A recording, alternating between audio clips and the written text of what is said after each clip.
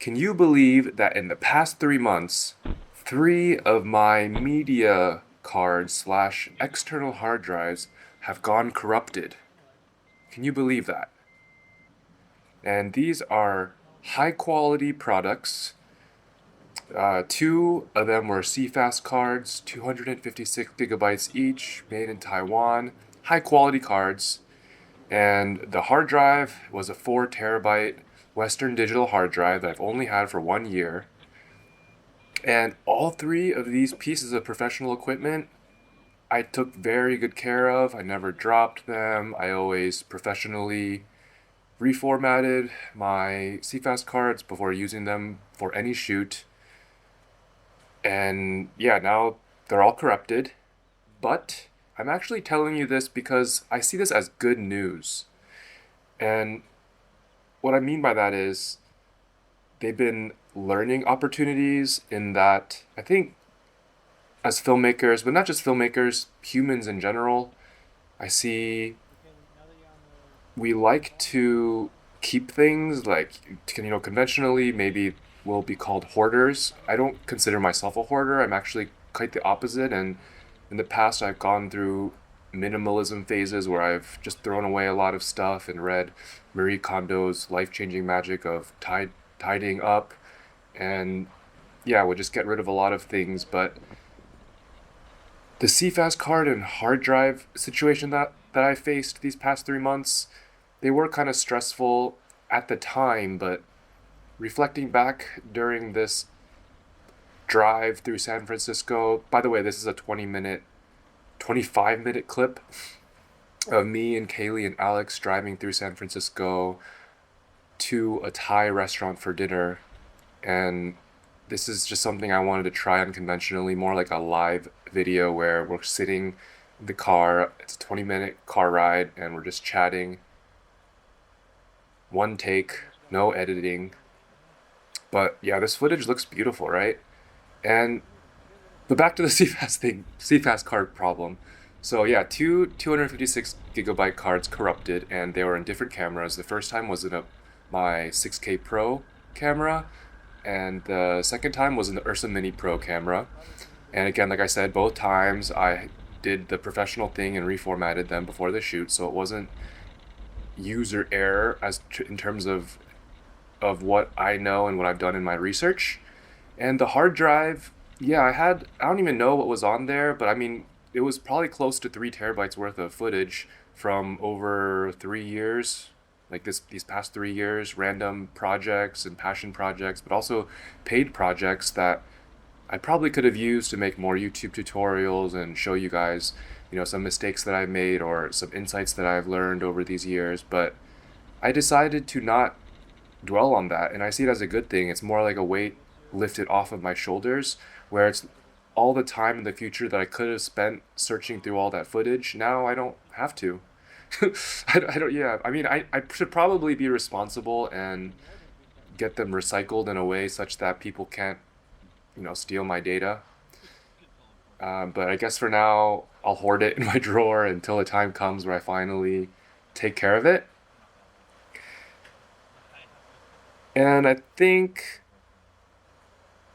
if this happens to you, some things that I learned from the corrupted media was the first time it happened with the CFast card, I contacted a professional and he came over that night and fixed it for me. So that was no problem. And the second time it happened, I actually did not contact a professional because it was for a director friend of mine and it wasn't a paid project per se, but I still felt I needed to recover that footage and give it to the actress involved. So I actually did a little bit of research and I found this software called Disk Drill. And I paid about $100 for it, but I was able to recover the data very quickly. And so I highly recommend Disk Drill for recovering data from media cards that have possibly been corrupted. And before I bought Disk Drill, I actually did some troubleshooting.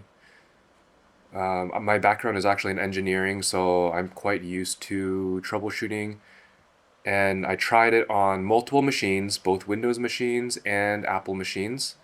And I also tried not just pulling the files from the card itself through the conventional way, through my computer and finding the media card, but in the past when I haven't been able to access media directly, I've been able to somehow import it directly into Davinci Resolve. So I tried that as well. I fumbled with it for a couple hours, and then I finally just watched some YouTube tutorials and bought that software. So that fixed the problem. And then with the hard drive issue, sure, I could pay a professional to recover it, but again, like I mentioned, I see it more as a positive thing where, okay, this is just extra baggage that I no longer have to worry about. And something else that, can you believe, so I started this video by saying, can you believe that in the past 3 months, 3 of my media cards / hard drives have corrupted? Along the same vein, can you believe that in the past 3 months, I haven't been paid?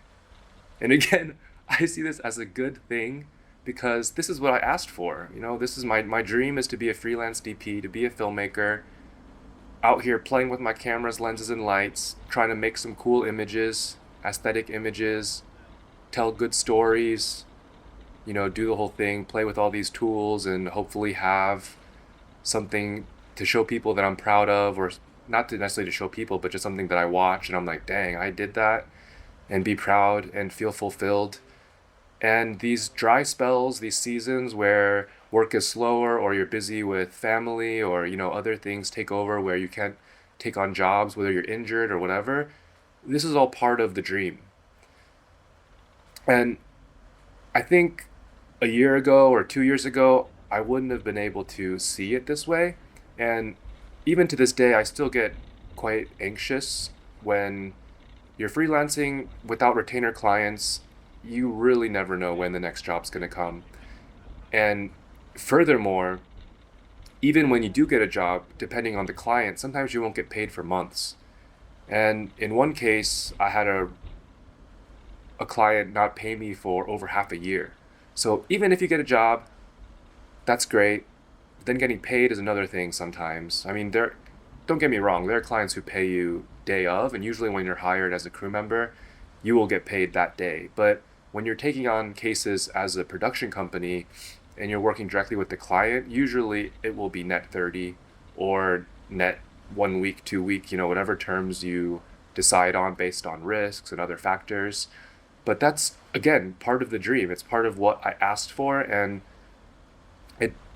I could see them as barriers and I could see them as problems, but right now I just accept these things, and even further than that, I see that as a positive thing because, sure, I haven't had cases these past 3 months, like I said, but my parents were in Taiwan for over a month, so I was taking care of my parents, making sure that they could get to the hospital in time. My dad's been having some health problems, so I brought them to the hospital many times, and I also took them down south, rented a car, and went to see family to celebrate my dad's 70th birthday and also my parents' 44-year anniversary for being married.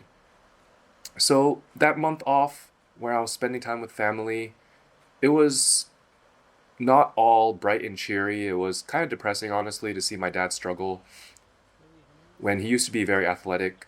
But again, I don't think that's really a negative thing. I think it's actually a blessing to be able to experience things like this. I know people, important people, close people in my life, they grew up without a father. So they will never be able to experience these types of feelings that I'm feeling now, seeing my dad struggle physically and aging the way that life is meant to progress, I guess. So it's a new year, so I wanted to upload this full, unedited clip of the Blackmagic Pocket Cinema Camera Original, and it's actually, the reasoning behind it is tied to what I told you, that my corrupted media and hard drives, that I've been facing these past few months. So the way I see it is, if I upload this clip to YouTube, it's actually rendering right now. I'm watching the clip the raw ProRes clip while it's being rendered in Davinci Resolve. And me uploading it, taking the action to execute and upload this video clip is me telling myself that, you know what, if I lose this clip, whether it gets corrupted on a hard drive or whatever, at least it will live on forever on the YouTube servers. So I can cherish these memories of driving through San Francisco with my friends here. And San Francisco, I lived in San Francisco and I worked as a software engineer from 2012 to 2014. So this clip was filmed last year. So it was 10 years since I had lived in San Francisco when we were driving through here. Man, this footage gets kind of bumpy through some of these roads, but overall I'm pretty happy with it. Just clamped on this back seat cushion with a magic arm.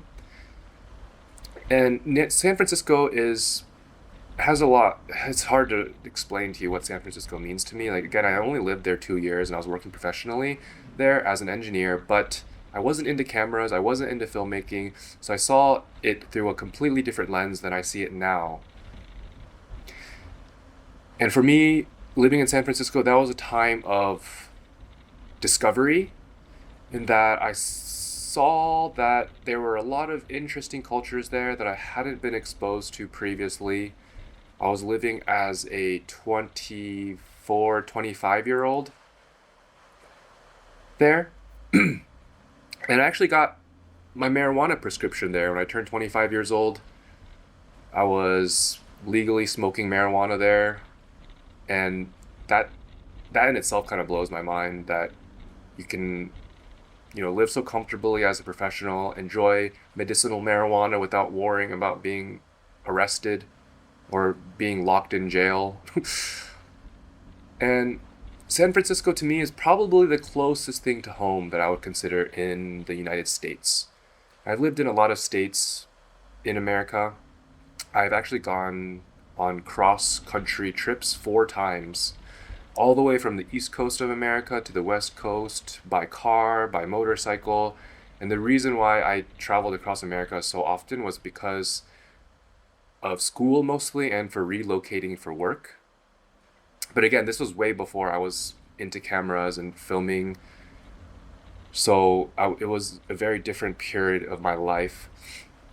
But San Francisco, when I moved away from there and I packed up and went back to Carnegie Mellon University for grad school, I remember packing up my apartment in Oakland near Lake Merritt, and I was very emotional leaving there, knowing that, man, this was my new home. I'd never felt so comfortable being myself anywhere else in the United States that I had been to that far in my life. 26 years, 27 years old at that point. But I had to leave to go back to school, and inside of me, I told myself, I'm gonna come back here because this is where I feel is my home in America, in the United States. But I never moved back there. I visited many times, and my motorcycle, my GSXR 600, is actually still there because my good friend Alex, sitting in the back seat, he bought it from me, and he's keeping it there, safe there. So a part of me is still in San Francisco. It's actually still there. My beloved white motorcycle is still living in San Francisco, and I visited several times. My sister and my brother-in-law and my nephew, they live about 30 minutes north of San Francisco, so I'll probably go back there again at some point to visit family or just to go back to San Francisco. I don't know. It's hard to say because I do like San Francisco, but at the same time, I know it's changed a lot since 2014, 2015. So going back there, I think I just can't have expectations. It's changed. I've changed. And that's just the reality. A lot of things are changing. The filmmaking industry. In my last video, I talked about how I'm not a real filmmaker. I'm not shooting feature films. I do shoot documentary films, but it was more just a joke. Like, what is a filmmaker? I think it's how we define it in our minds and what we believe it is to be, and that's what it is. But I think it's easy to define it as something that is maybe out of reach or something that we believe that we aren't yet, or we I think deep in our subconsciously, maybe we'll think we'll never get there.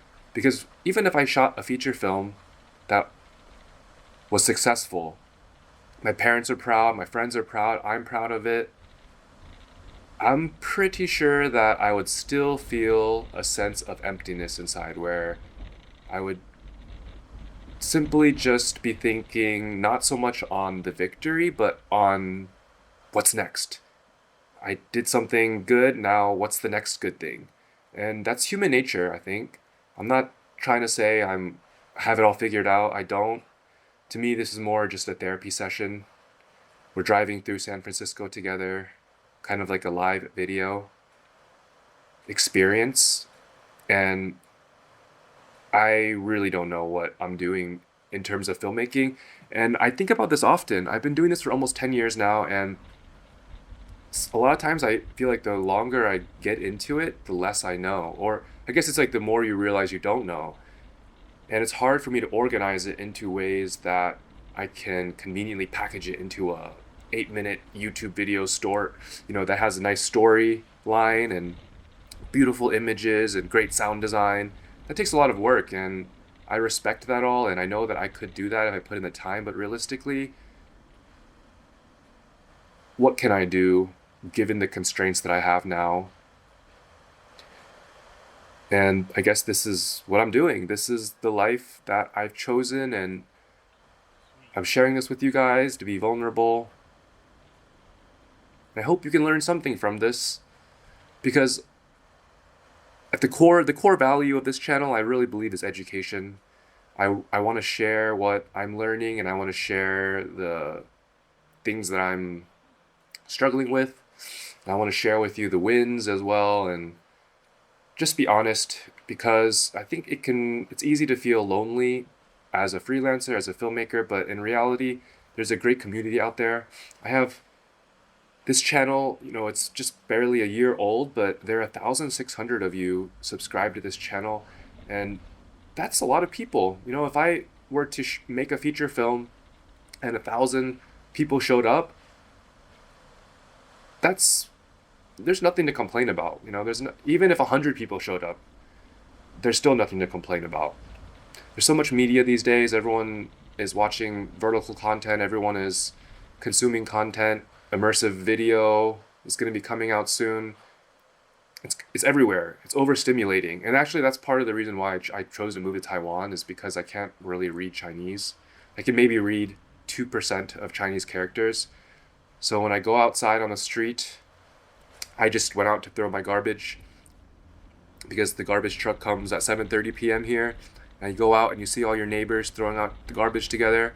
But I have no idea what anything says. There's a bunch of signs everywhere, billboards trying to sell you stuff, trying to communicate to you. And to me, it's just gibberish. So it's almost like I choose to be in an environment that is understimulating. Because there's already, even despite that, being in Taiwan where I cannot read Chinese, I still feel overstimulated.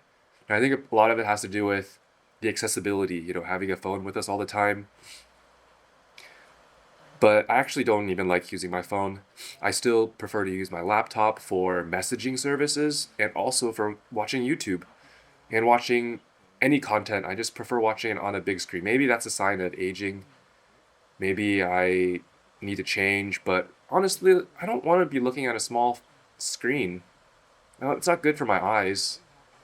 And it's just, why would you want to watch it on a small screen where you can watch it on a big screen? And sure, like when you're on the train, when you're on the bus, look at me, I'm looking at my phone right now in this video. I'm looking at Google Maps,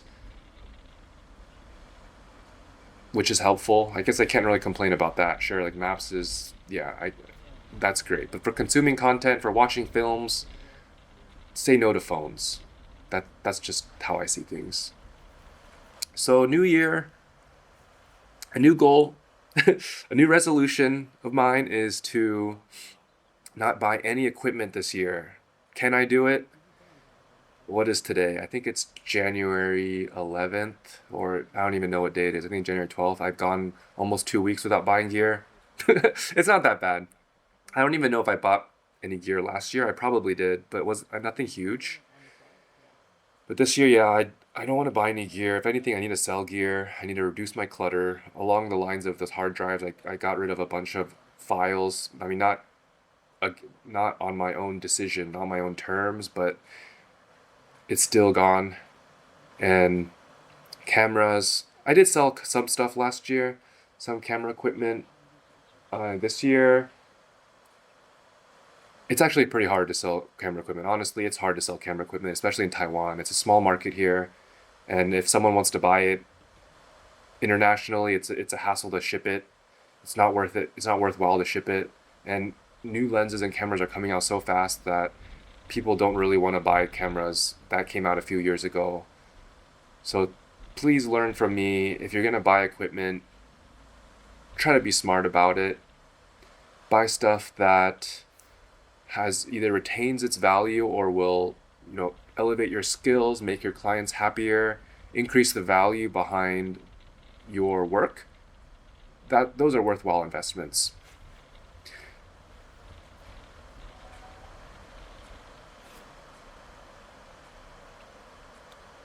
So we're about 20 minutes into this clip now. I think I said most of the things that I wanted to say. I think this is more like a therapy session, just talking to my Sony recorder. Kind of like therapy sessions. I've talked to professional psychotherapists in Taiwan, and I've talked to professional psychotherapists in America. What have I learned?